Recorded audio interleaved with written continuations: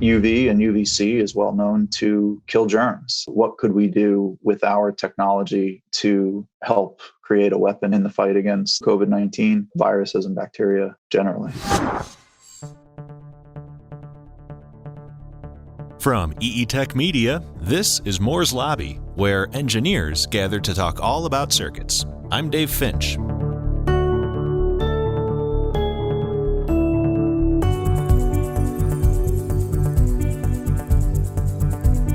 Today in the lobby, Dr. Seth Coe-Sullivan blows my mind with his advances in light-emitting nanotechnology.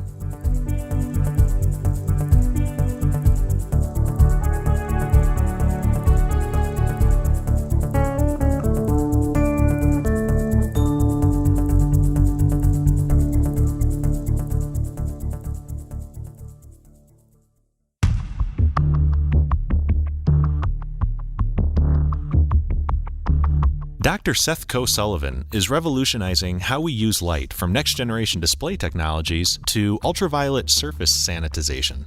He developed the quantum dot technology used by Samsung for quantum dot displays, and his hologram technology was acquired by Google for augmented and virtual reality systems.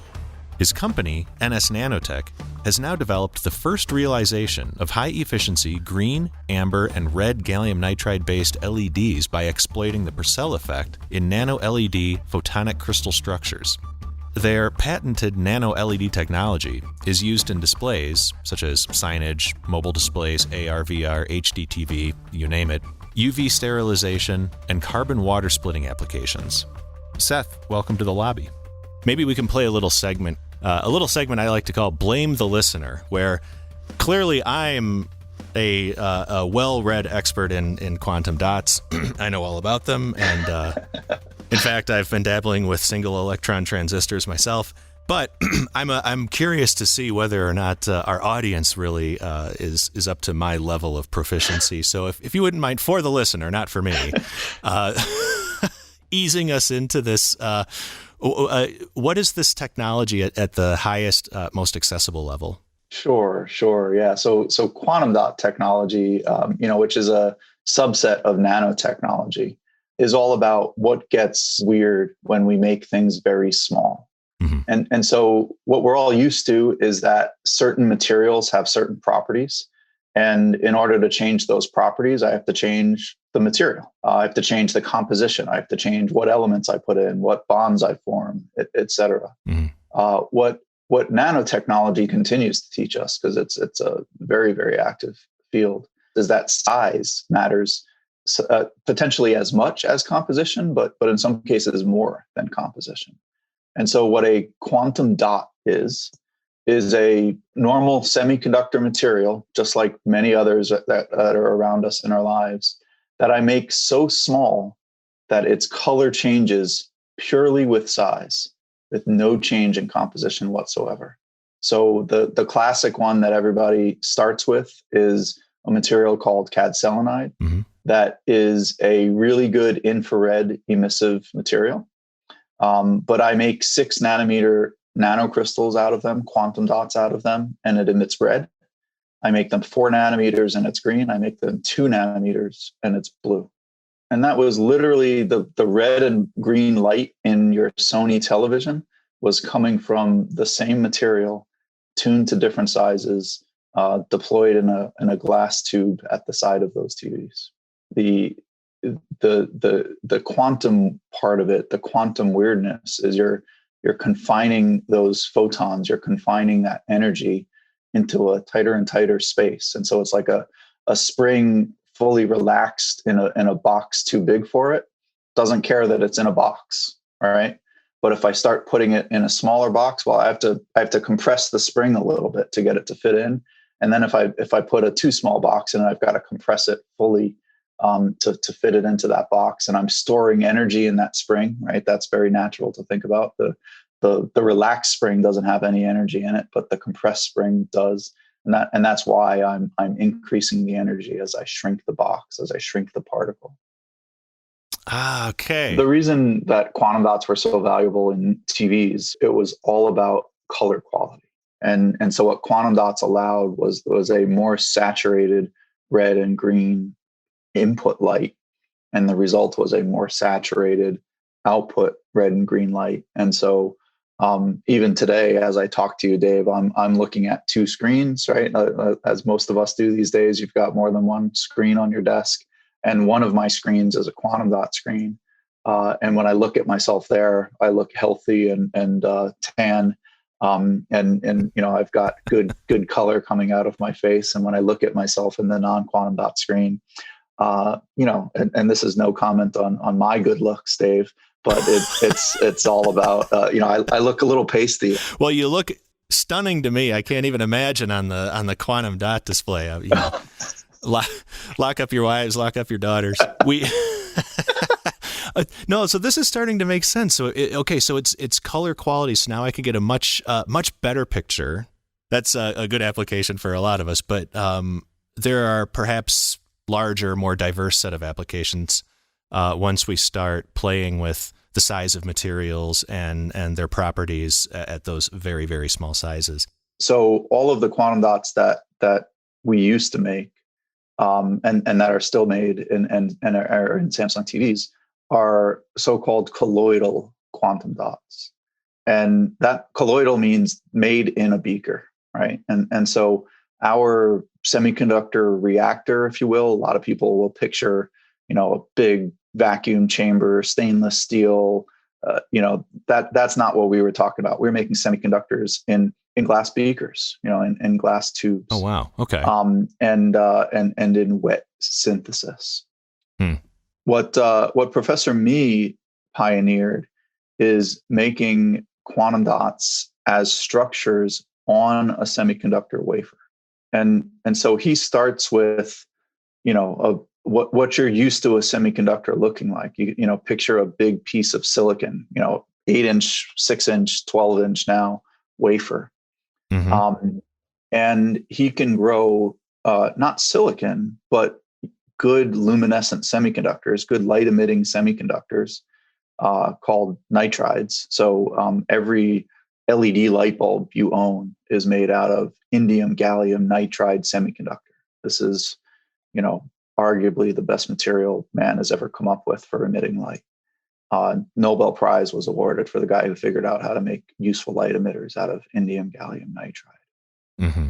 And what Zetian figured out is how to grow that material in a nanostructured and extremely precise way, including quantum dots. And so he grows these rods, these elongated structures. It looks like before he learned how to control it well, it looked like grass growing out of that plane. But the grass is made out of indium gallium nitride and is extremely luminescent. So the way an LED works is that you've got an active region. So about halfway up the blade of grass, you've got electrons coming in one side and holes coming in the other, and they meet in the middle and make light.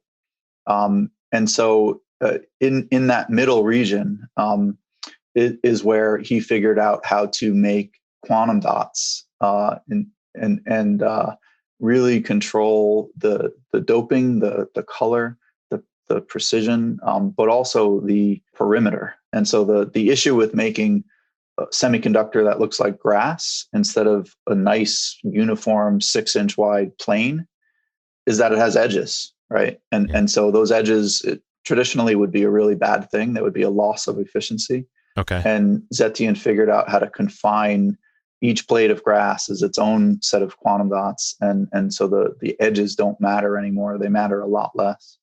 And you end up with very, very efficient planes of light, very blades of grass, very, very efficient light emitters of indium gallium nitride grown on a wafer.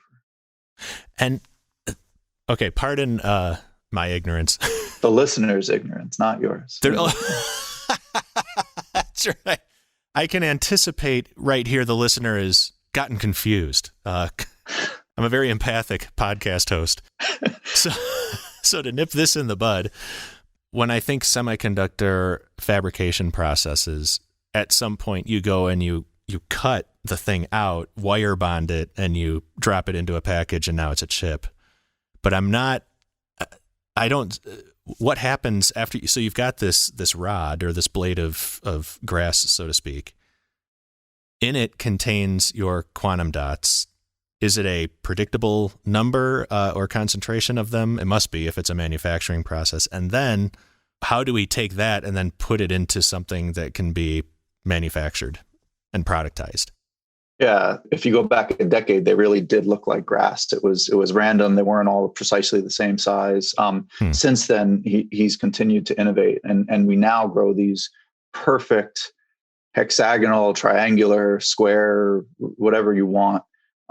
Each blade of grass is precisely shaped, precisely sized, precisely spaced from its neighbor. Yeah, and that's important. But you end up with these precise columns with a precise number of quantum disks or quantum dots in each blade, in each column. And then you need to put electrodes down, right? So that's not a device. That's a luminescent material. But then the bottom of the wafer is one electrode. We put down some metal on top of them and make another electrode. And then, just like you're assuming, you take that big wafer, 4-inch, 6-inch wafer worth of, that has trillions and quadrillions of these individual columns on it, and you make an individual LED out of, a big LED. A normal LED is a millimeter by a millimeter. Mm-hmm. But what's really exciting here is that because our individual unit is such an efficient piece of indium gallium nitride, and it's sub-micron, right? It's 250 nanometers in extent, in X and Y.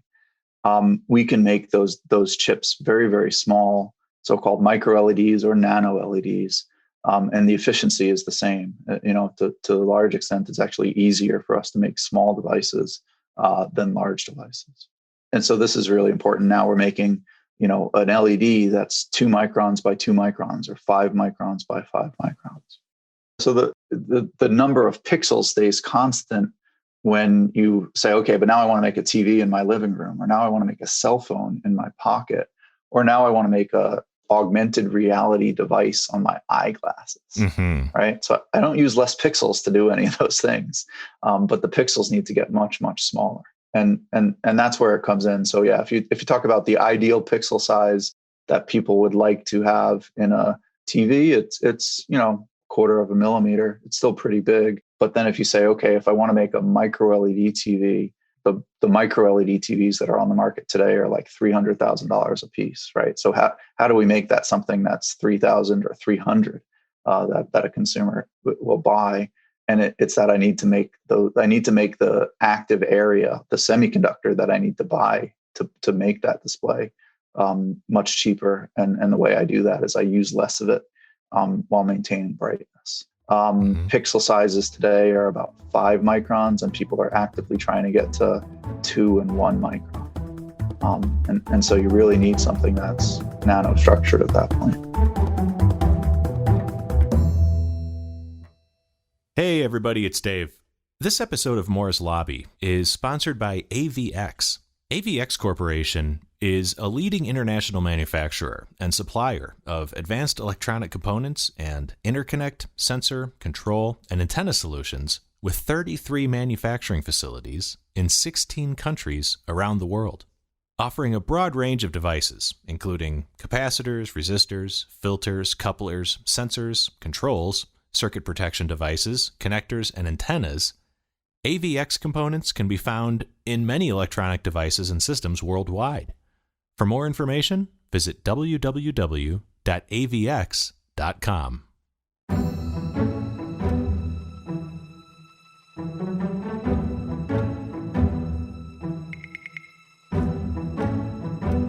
For some reason, when I think of tiny, tiny little light emissions, I start thinking about things like silicon photomultipliers for medical imaging and healthcare applications. Sure.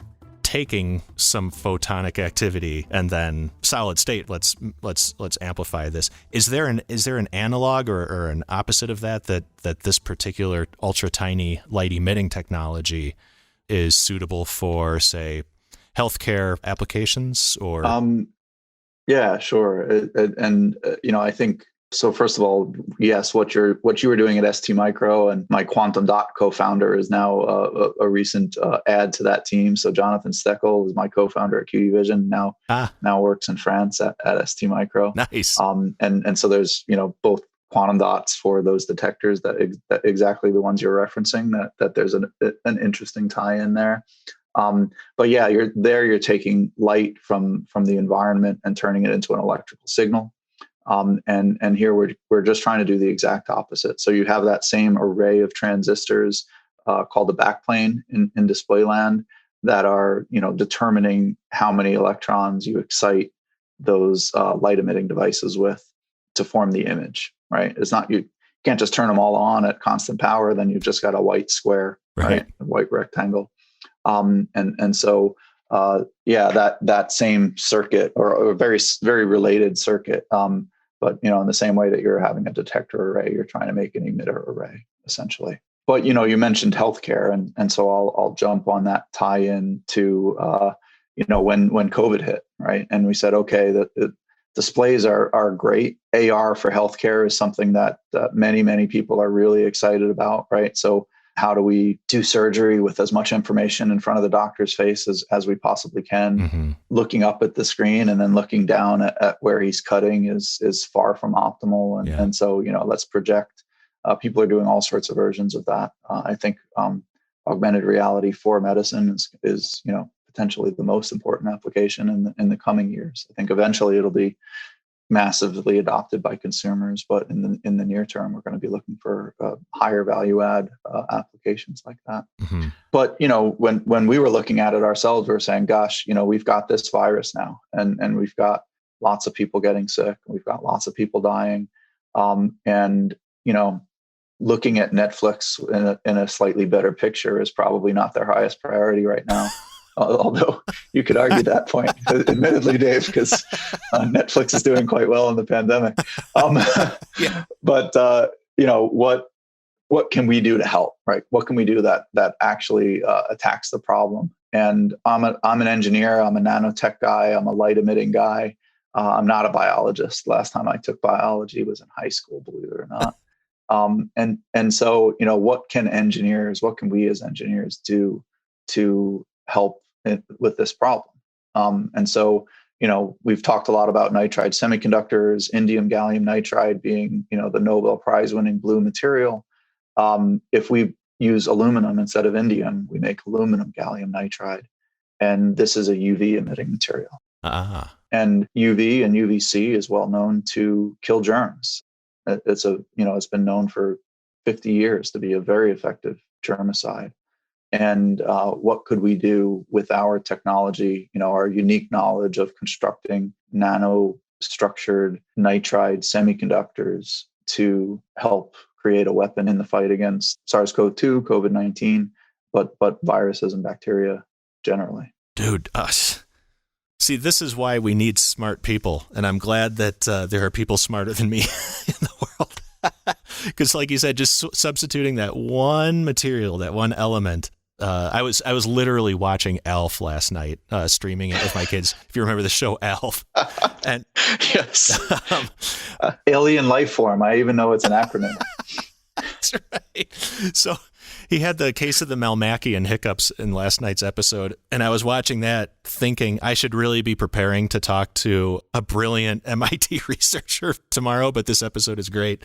So you've made this adjustment now, and now you're producing UV light. There are different classifications of UV. Yeah. So, the sun puts out broad spectrum light, and so there's a lot of visible light. That's what we're all used to. But we also all know that the sun puts out a lot of UV light. UVA and UVB are the portions of the UV spectrum closest to the visible, that can penetrate the Earth's atmosphere. And so that's what comes from the sun down here to the Earth's surface, and we can get a nice tan out of, or we can get sunburn out of, or et cetera. Then you keep going further away from the visible, and you go from A to B to C. You can keep going, and you get into what's called vacuum UV, but we're not going to go that far. We're going to stop here at UVC. All right. Yeah, I think the listener will appreciate that. And so UVC is, again, this light has been around for a really long time. Mercury lamps put out a very strong line of UV light at 254 nanometers, and that's a great example of UVC light. But when we started digging into, okay, UVC light is a great germicide, that means it kills broadly viruses and bacteria. It's been shown now to kill the virus that causes COVID-19. But that wasn't a surprise to anyone, because it just kills just about any virus and bacteria. But again, we need brilliant people, and so there's a brilliant researcher at Columbia University Medical Center who had discovered a segment of the UVC that turned out to be really, really important. And so, if you look at, so 254 has been around for a long time. These mercury bulbs have existed in the human-built environment for over 80 years, maybe even 100 years now. And you have these in your home, you used to anyway. Fluorescent bulbs are mercury bulbs. The fluorescent is the downshifting material that takes that 254 nanometer mercury line and converts it to visible. Oh, so we make the high energy light, and then we make it into visible light. And that's how those long tubes T4 bulbs work. Yeah. That's how the curly hues works, so-called CFL bulbs, that I still have in my house. Those are mercury bulbs. They have a primary line of 254. We don't let that 254 light out. We convert it into visible light, and that's how we illuminate our houses. Awesome. Okay. And so that 254 light is a really good germicide. I mean, it's really good at killing viruses and bacteria. The reason we don't use it in our homes to kill viruses and bacteria is because over time it can cause burns of the skin, burns of the eye, and eventually skin cancer. Sure. And so that's really limited the use case for mercury bulbs for germicidal purposes. You're now seeing, on Amazon today, you can buy 1,000 products that are wands, and people are using this to purify their cell phones and their grocery bags, and people have been for a long time putting them into HVAC systems so that they actively kill viruses and bacteria in the air that's circulated in a building. So there's lots of use cases. People are putting them into hospitals, and there's robots that go into the operating room at night and flash UVC and disinfect the room. Recently the New York City subway system started doing this, where not while humans are there, because this would be harmful to humans. Yeah. But at night when this train car stops and is in this, in wherever they store them at night in the station, there's a robot that goes down the aisle and disinfects with UVC light. No kidding. All of the surfaces there. I had no idea. I literally pictured crews of humans with spray bottles wiping things down, but that's not. And I was aware that there that happens too. That happens too. Okay, yeah. Not nearly as cool. And because light obviously will. Is there a way to make it super directional so you can just flash a particular surface without it, emitting UVC everywhere you don't want it? Yeah, for sure. It is very line of sight, strength or weakness, depending on your goal. But these wavelengths of light don't reflect very well. And so, you're less worried about where it bounces, et cetera. But you can't shine it on humans. And so that's where this research at Columbia came in and was really groundbreaking. What he discovered is that a particular band, it's not a wide band, it's a very narrow band of light called far-UVC or deep UVC, people call it. This wavelength of light is so high energy, so short wavelength, that it's an even better germicide. Each photon has more energy in it. It's more likely to disable, deactivate that virus particle or that bacteria cell. Mm-hmm. But it's also so high energy that it doesn't penetrate human skin. And so it can't cause any harm to humans. Oh. And the best way to picture this, Dave, because this is something that I like to do with my kids. But if you take one of those UV or one of those LED flashlights that you might have on your keychain or in a tiny little mag light sort of configuration, if you shine it on your finger, you know what color I'm going to take a risk here, Dave. What color does your finger turn when you shine white light on your finger? A peachish orange, like E.T. That's right. That's right. And so the reason it looks reddish compared to bluish is because the red light can actually travel quite far through human tissue. And so red light can travel, the width of your finger. What is that? Almost a centimeter. Because it's lower energy. Lower energy, and so human tissue, the water in your body is more transparent to those longer wavelengths, right? And what you're already seeing is that in that white light, even the blue light, which is, I've gone from 2 electron volts of energy in my photon to 2.7 electron volts. The blue light doesn't make it through, right? And so if you try doing the same thing now with a blue LED, you just won't see anything. It's not that a little bit gets through, it's that none of the light gets through a centimeter of human skin, of human tissue. But then we keep going, right? So we go from 2 in the red to 2.7 in the blue to 3 in the UVA to 4 in the UVB.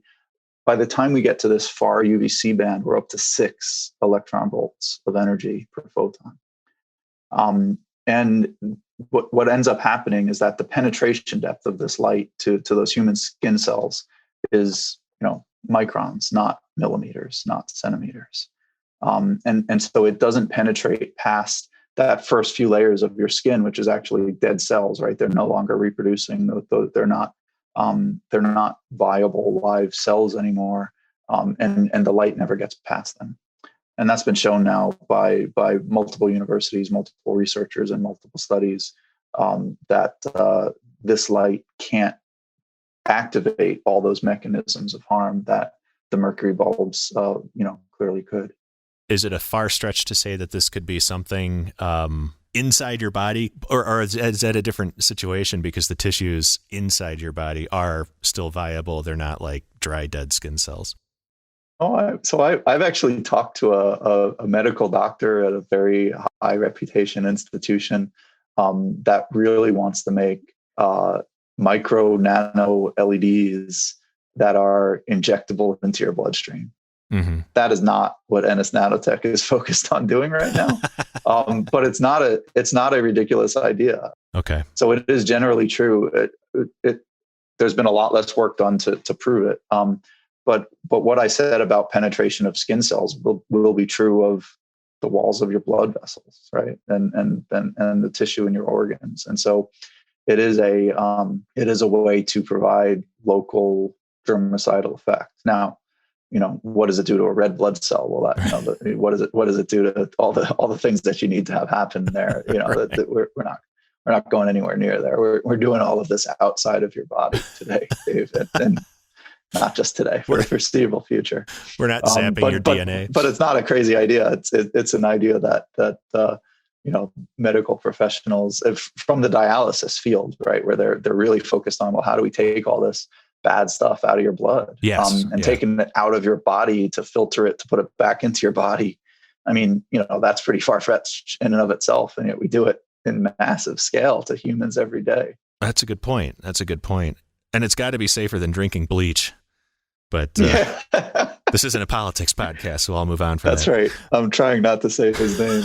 But yes, it has been suggested by some that one should inject high power UV light into your bodies. And that's not what we're advocating here. But there is a modicum of truth to it, right? We are making a really powerful, if what you mean by really powerful UV light is high energy per photon, high energy light, that's precisely what we're doing.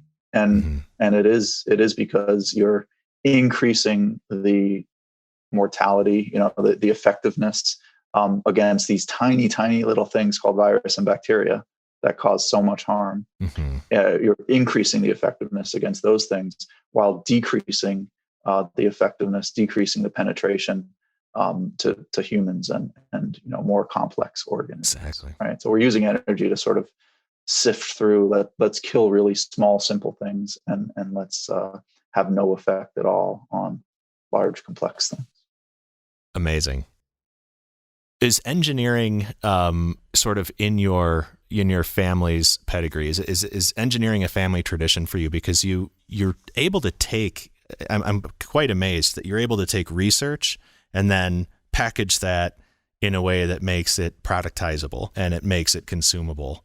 And we have excellent researchers, and we have excellent product people who think, well, if I take this and I like bolt this on there, well, now I've got a new kind of vacuum.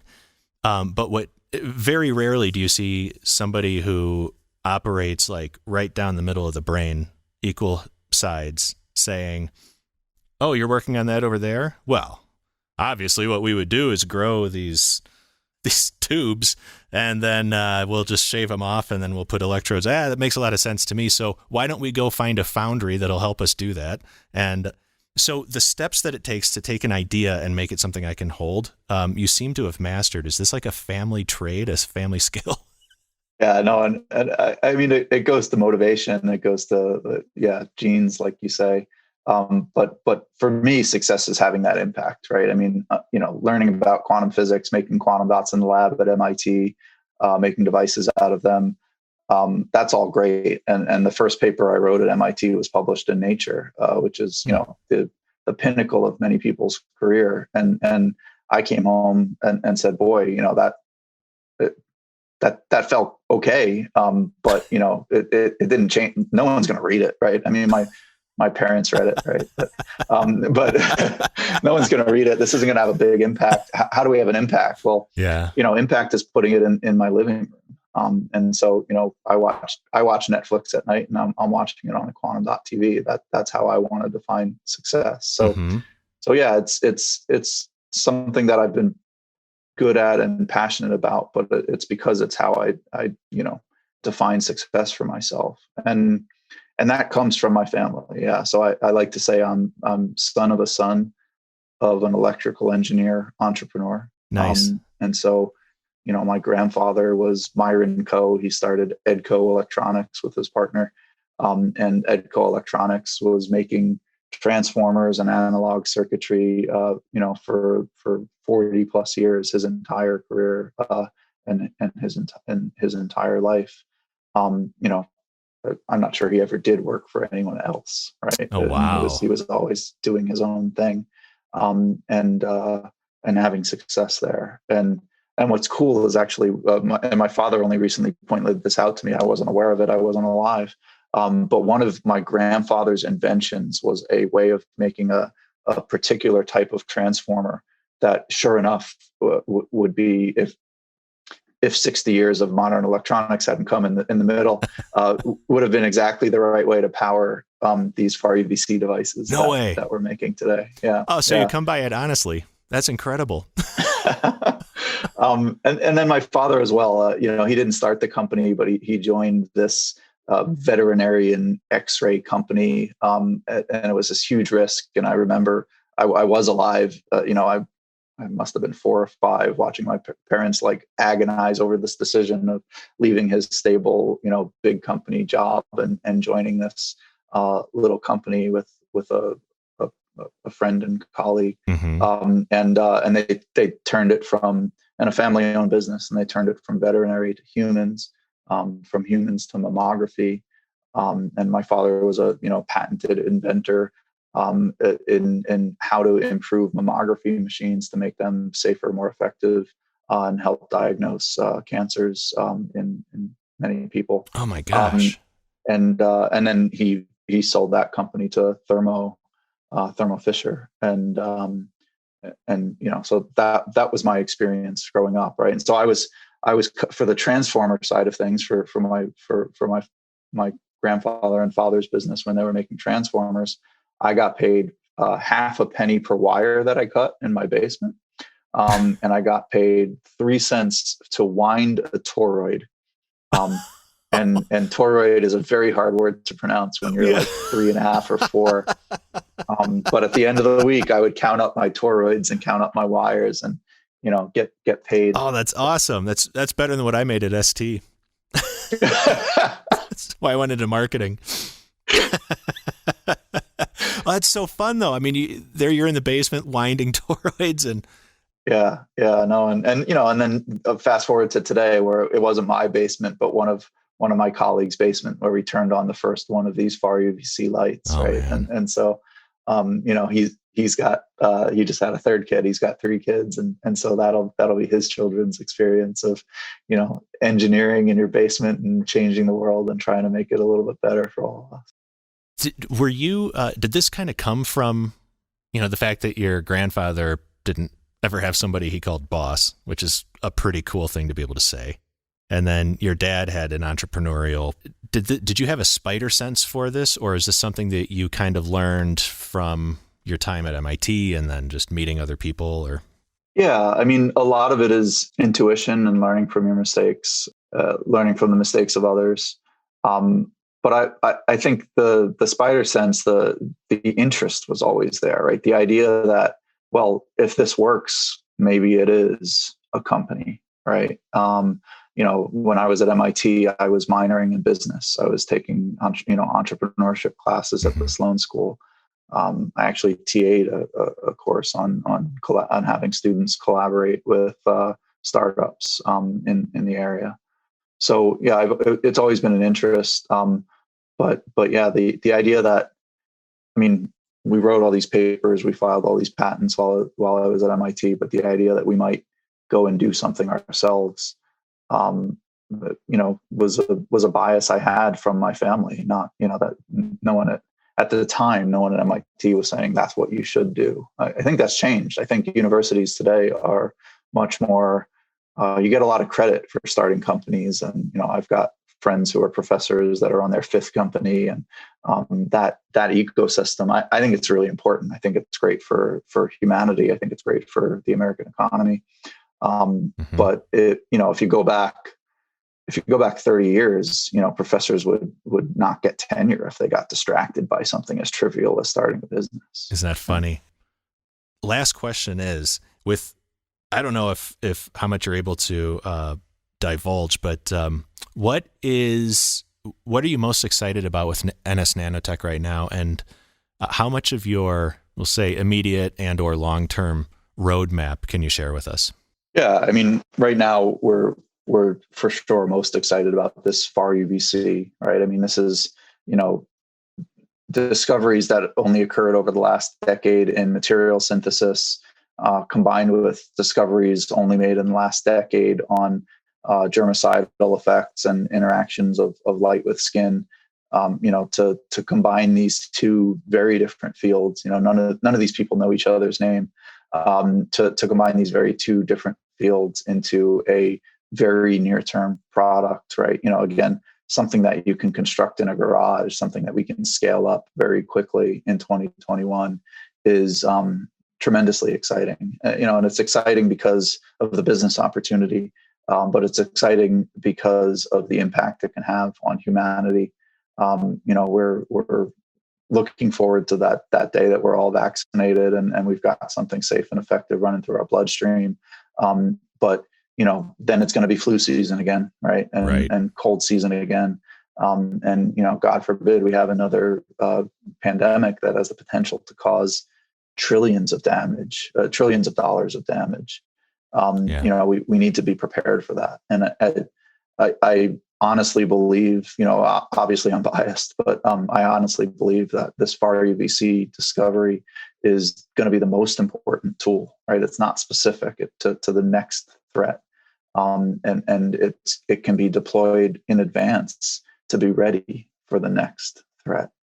And there's nothing else like that can act in air and surfaces and in built environments and in occupied environments. So it's very exciting. And on humans. Yeah, no, and the act of disabling a single virus is instantaneous, right? It's just about how many photons you put out there and the probability that one gets absorbed. But yeah, we're looking at very strong germicidal, virucidal effects in a second. And so it can be instantaneous with the right dose and the right flux level. What is your biggest headache right now? Or the rude version of the question is, why don't we have it right now? Yeah. Where is it? Like, what is there anything that's just causing a predictable delay? No. I mean, we're making this stuff now. Again, we're able to make the first device light up in my colleague's basement, Matt Stevenson's basement. Mm-hmm. We're raising capital, and we need more capital to build that first pilot line. So right now we're building them by hand, one at a time. Yeah. And that's great for seeding the market and, putting evaluation kits in people's hands, which we're actively doing. But it's not going to get to a $200 retail device that you can buy on Amazon. Right. Right. To get there, we need some scale. We need some capital to build that fabrication facility. And so that's the stage we're at. We're building them in onesie twosies, and planning to start building them by the thousands and the tens of thousands in the future. But we need an influx of cash to do that. That is absolutely brilliant. So there's no major technological barrier. That's great. I'm excited to watch what happens when the capital is there to get this to the next stages.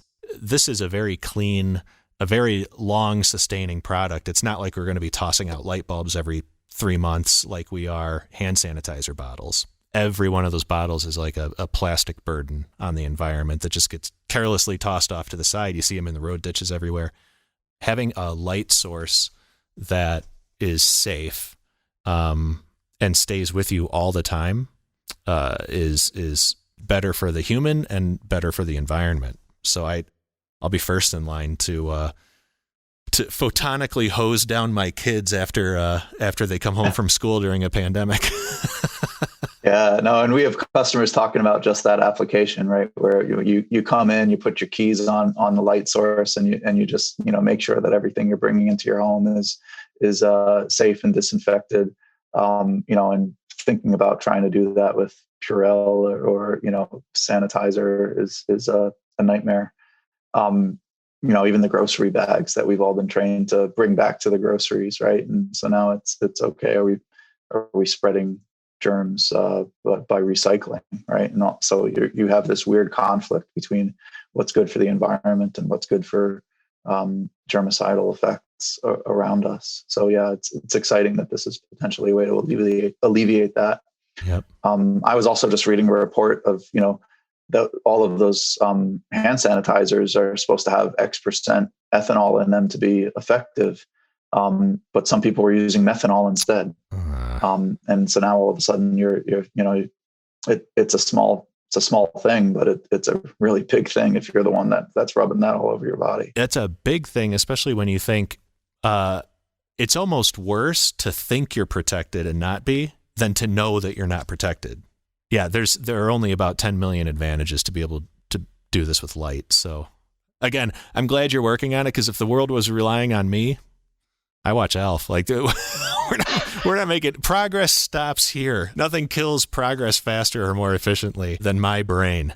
But no, thank you so much for coming on and for joining us. This is truly fascinating, and makes me very excited for what lies ahead. I can't even imagine from you, because I know that for everything you can tell me, there's probably about 8 to 10 things that you just can't share yet, but are going to happen. So maybe we need to check in again and do this every, say, 6 months. I hope in 6 months we're talking about all the customers that have adopted this and all the different form factors they've put it in, through homes, through offices, through all the built infrastructure of this country. I would love to have that conversation in 6 months. I want to thank Dr. Seth Coe-Sullivan for making time to chat with me today. Be sure to subscribe to Moore's Lobby on any of the major podcast platforms, including Apple, Spotify, and Google Podcasts, to enjoy new episodes every 2 weeks with industry experts from world-renowned companies who join us to chat about leading-edge technology and engineering topics. You can also follow us and catch prior episodes on allaboutscircuits.com. Thanks for listening.